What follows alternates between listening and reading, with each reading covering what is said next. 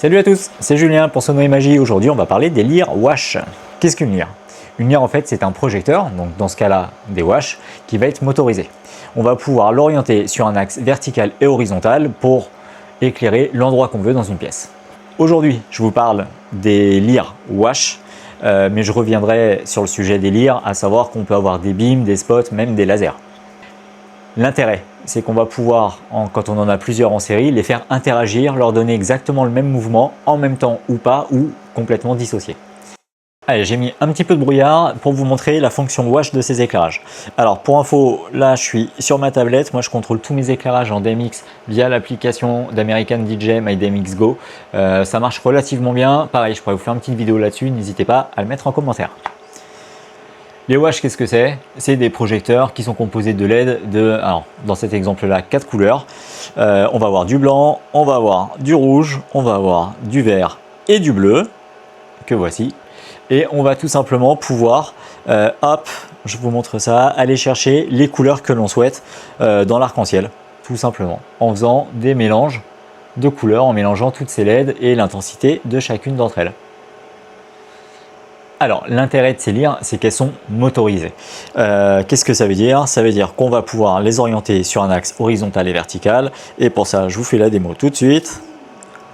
Hop là, on va les mettre toutes dans le même sens. Et on va pouvoir les faire tourner à l'horizontale. Comme ceci. Et également, les orienter à la verticale. Il y a plusieurs intérêts.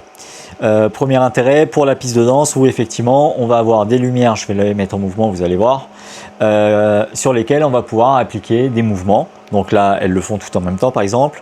Des mouvements de cercle. Ok, ça tourne plus ou moins vite. Des mouvements gauche-droite. Là, ils sont désynchronisés. Alors c'est exprès, hein, c'est un réglage que j'ai fait. Mais on peut tout à fait leur demander de faire la même chose en même temps pour éclairer le même endroit. On peut accélérer la vitesse. On peut réduire l'amplitude. Bref, on fait vraiment ce qu'on a envie. On peut leur donner ce type de mouvement aussi.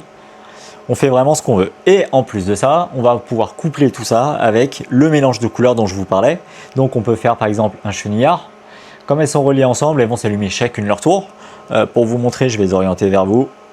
Hop, on se rendra mieux compte. Où là, elles s'allument vraiment chacune leur tour. Si on aime bien ce type de chenillard, on peut y ajouter des couleurs différentes. On peut faire ce genre d'effet aussi. On peut rajouter le mouvement en même temps. Donc ça commence à vraiment ouvrir le champ des possibles. Hop, je vous montre ça. Tac, tac. Hop là. Donc on peut faire vraiment plein de choses pour dynamiser la piste. L'intérêt de dynamiser la piste avec autre chose que des lasers et des rayons lumineux, c'est de donner une structure.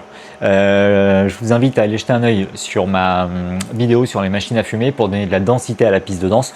Et là, ça va être exactement ce but-là. C'est-à-dire qu'on va avoir quelque chose de joli avec les effets lumineux, certes, type laser, type beam, type gobo, enfin tous les appareils qu'on veut, mais ça va donner de la structure et un fond.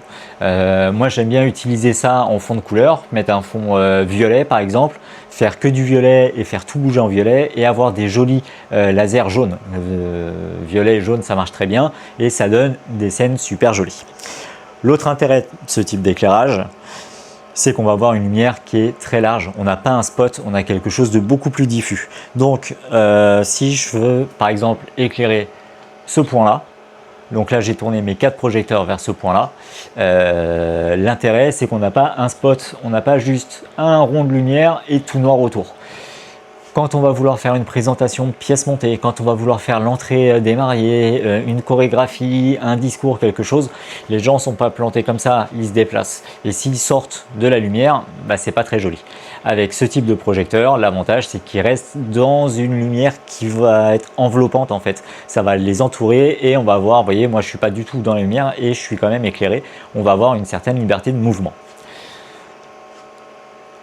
Donc voilà ce que je pouvais vous dire sur ces lyres wash. Encore une fois, le but c'est pas de vous montrer comment ça fonctionne, c'est pas de vous montrer comment ça se paramètre, mais c'est de vous montrer les possibilités de ce qu'on a avec ce type d'appareil. Et comme c'est les appareils que je propose dans mes prestations, c'est pour vous expliquer un petit peu ce qui est indiqué sur mes grilles de pack, que vous sachiez ce qu'il y a dedans. Ça, c'était donc les Learwash. Très prochainement, je vous présenterai un nouveau produit. Je sais pas encore lequel. On va peut-être rester sur des Lear, on va peut-être rester dans l'ambiance, mais avec des gobos cette fois-ci. Je vois ça très prochainement. De toute façon, vous commentez, vous likez, vous partagez. Vous n'hésitez pas à me contacter pour vos prochaines soirées. Ah, ciao, à bientôt.